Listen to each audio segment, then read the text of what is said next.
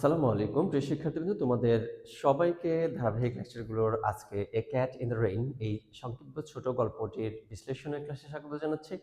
আমরা আজকে যে ছোট গল্পটি পড়বো এর নাম হচ্ছে এ ক্যাট ইন দ্য রেইন।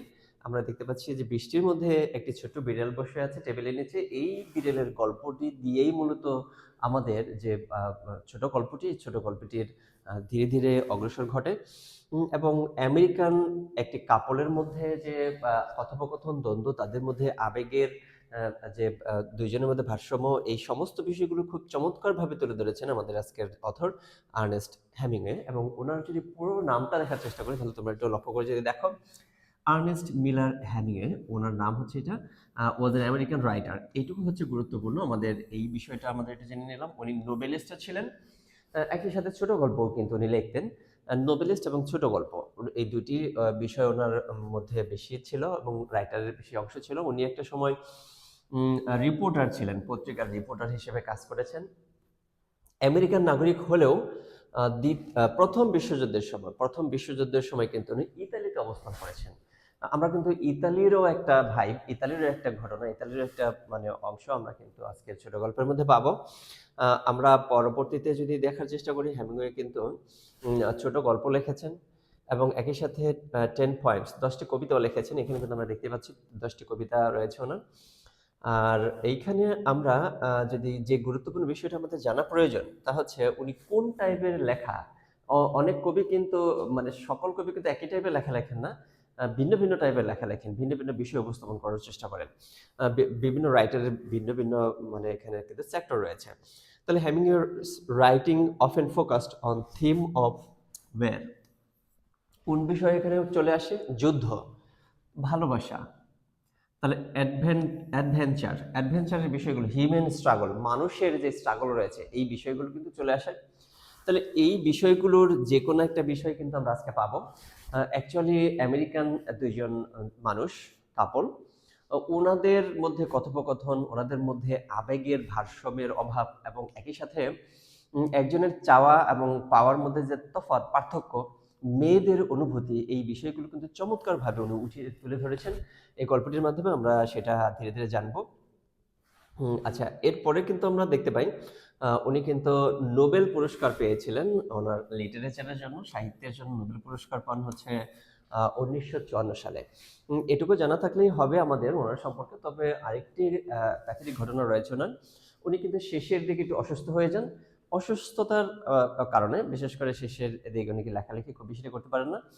অসমাপ্ত অনেকগুলো লেখা থেকে যায় পরবর্তীতে, যদিও ওনার মৃত্যুর পরে এগুলো প্রকাশ করা হয়। ওনার মৃত্যুটা কিন্তু স্বাভাবিক হয় না, উনি কিন্তু সুইসাইড করে মৃত্যুবরণ করেন। আমরা এটুকু দেখে রাখলাম কবি সম্পর্কে। তবে এইখানে যে আমাদের যে ক্যাট ইন দ্য রেইন, এই ছোট গল্পটা ভালোভাবে বোঝার জন্য আমাদের বেশ কিছু বিষয় জানা থাকতে হবে যেটা ব্যবহার করা হয়েছে এখানে। ফিগার অফ স্পিচগুলো এই ক্যাট ইন দ্য রেইনের মধ্যে কি কি রয়েছে? সবচেয়ে ডমিনেটিং, সবচেয়ে গুরুত্বপূর্ণ এটা হচ্ছে সেম্বল বা প্রতীকীবাদ। প্রতীক ব্যবহার করেছে মোস্ট ইম্পর্টেন্ট প্রতীকগুলোর মধ্যে ক্যাট, যে বিড়াল। আমাদের গল্পের নামই হচ্ছে ক্যাট ইন দ্য রেইন। বৃষ্টির মধ্যে কিন্তু একটা বিড়ালকে দেখতে পাচ্ছি, সে ভিজে যাচ্ছে অথবা ভিজে যাওয়া থেকে বাঁচার জন্য সে চেষ্টা করছে টেবিলের নিচে বসে থেকে। তাহলে এই যে বিড়ালটা, এই বিড়ালটা কিন্তু গুরুত্বপূর্ণ একটা প্রতীক। কি প্রতীক এই বিড়ালটা? আচ্ছা দেখি বিড়ালের প্রতীকটা কি হিসেবে হয়েছে। দ্য ওয়াইফস নিড ফর লাভ। দেখবে যে বিড়ালটা সবসময় তারা কিন্তু মানে স্নেহ ভালোবাসার কাতর, তারা কিন্তু মানে সবসময় শুষ্ক শুকনো থাকতে চায় এবং একদম পরিষ্কার পরিচ্ছন্ন জায়গায় তারা থাকতে চায়, ভিজতে চায় না তারা। যাই হোক, মানে এখানে কিন্তু দেখানোর চেষ্টা করেছে মেয়েরা কিন্তু সবসময় ভালোবাসার কাতর থাকে, একটু যত্ন আশা করে তাকে একটু যত্ন নিক।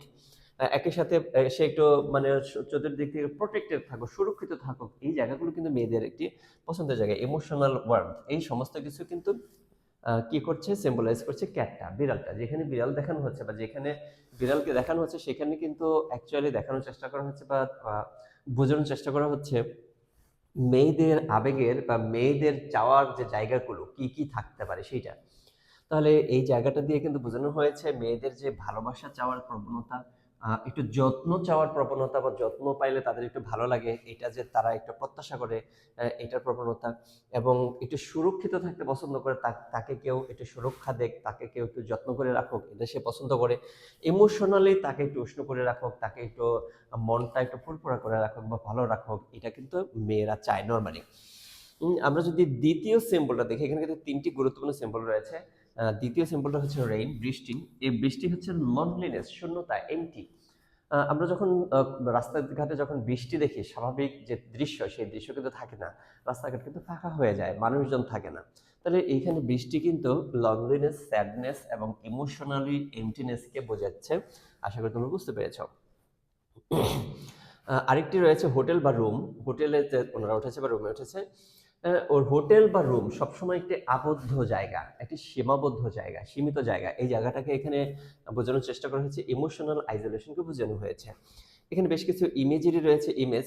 এই যে দেখো হচ্ছে, এই যে বৃষ্টি হচ্ছে, তার মধ্যে আবার এই যে এইখানে দেখো পালম গাছ, এই পালম গাছের মধ্যে পানি ফোঁটা ফোঁটা পড়ছে। এই যে দেখো একটা চিত্র তৈরি হয়েছে। আমরা যদি বর্ণনা দেখি, বর্ণনার মধ্যে একটা চিত্র বের করা যায়, একটা ছবি আঁকা যাবে। পার্সনিফিকেশন মানে কি, যে বস্তুটা আসলে মানুষ না, তাকে মানুষ হিসেবে কল্পনা করা হচ্ছে পার্সনিফিকেশন। এখানে কিন্তু সমুদ্রকে পার্সনিফাই করা হয়েছে। আইরনি কি?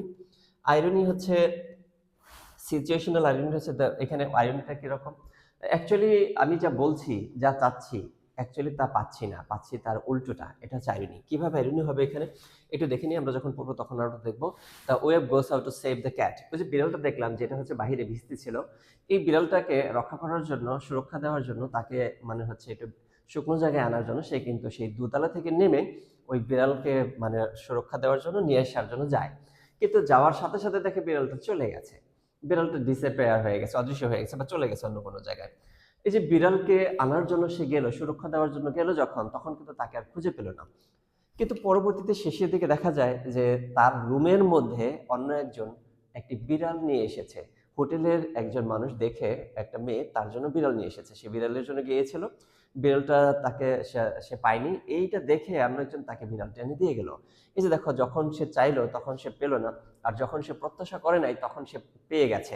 এটা কিন্তু এখানে সিচুয়েশনাল আইডেন্টি ব্যবহার করা হয়েছে। আরেকটি বিষয় আমরা একটু দেখবো, ম্যাটাফোর, রূপক। আচ্ছা দেখে, metaphor comparison between two dissimilar thing. আচ্ছা, রূপক হিসেবে ব্যবহার করছে এটা, the story itself work as a metaphor. পুরো স্টোরি কিন্তু প্রতীকী হিসেবে ব্যবহার করা হয়েছে। এটা জাস্ট নিছক একটা গল্প না, এটার গল্পের পিছনে কিন্তু ঘটনা আছে, গল্পের পিছনে কিন্তু একটা ম্যাটাফোর আছে, প্রতীকী আছে। এই প্রতীক, পুরো গল্পটা একটা প্রতীক হিসেবে ব্যবহার হয়েছে। আমরা ধীরে ধীরে গল্পটা পড়বো এবং কি কি প্রতীক এখানে ব্যবহার করা হয়েছে সেগুলো জানার জন্য চেষ্টা করব।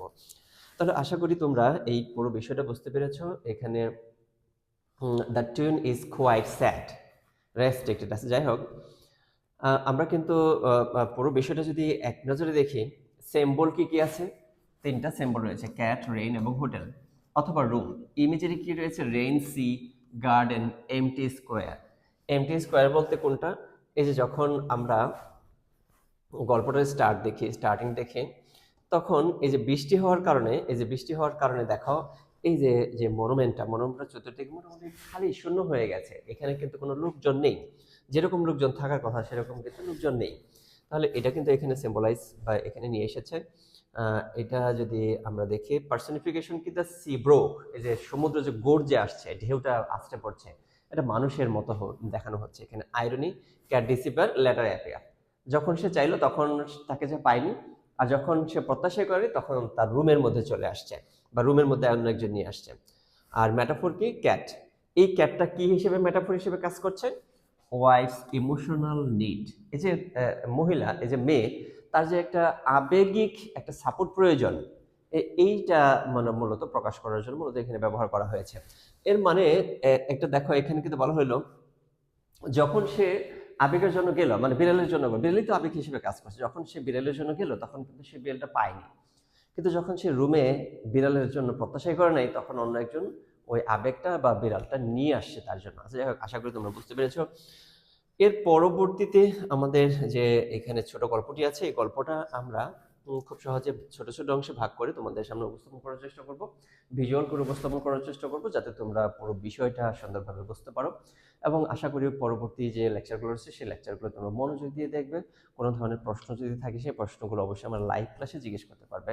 এবং এইখানে যে লেকচার শিট, একই সাথে বর্তমান পরীক্ষার প্যাটার্ন অনুযায়ী যে প্রশ্নগুলো রয়েছে, সমস্ত প্রশ্নগুলো এই মডিউলের শেষের দিকেই তোমরা পেয়ে যাবে। আশা করি সেগুলো ডাউনলোড করে তোমরা পড়ে নেবে, অথবা আমার বইটি তোমাদের কাছে চলে যাবে। ধন্যবাদ সবাইকে আজকের লেকচারটি মনোযোগ দিয়ে শেষ পর্যন্ত দেখার জন্য।